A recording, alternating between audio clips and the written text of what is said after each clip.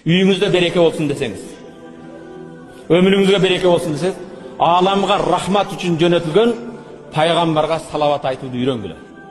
Аллахумма салли аля Мухаммад ва аля али Мухаммад. Мен Египетте оқыдым. Египет қалпы өте жөнөкөй. 70-60% кембағал, фақир болып жашаған, мұқтаж болып жашаған. Бирок келіп тұрып, таксиске тоқтатасында сұрайсыз да. Ал-Азар университетке қайдан барады десеңіз, салли аля наби, пайғамбарға бір салават айт дейді.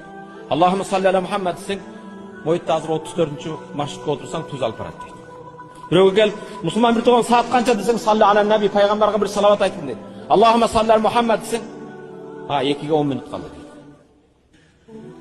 Әрбір емеді. Бұл пайғамбар саллаллаху алейхи вассаламға болған сүйүүбүз. Ва ма арсалнака илля рахматан лил аламин. Ey Muhammed, seni alamga rahmat üçün jönötüldük дейді. Бирок biz rahmat üçün келген пайғамбар жөнүндө эч маалыматыбыз жок.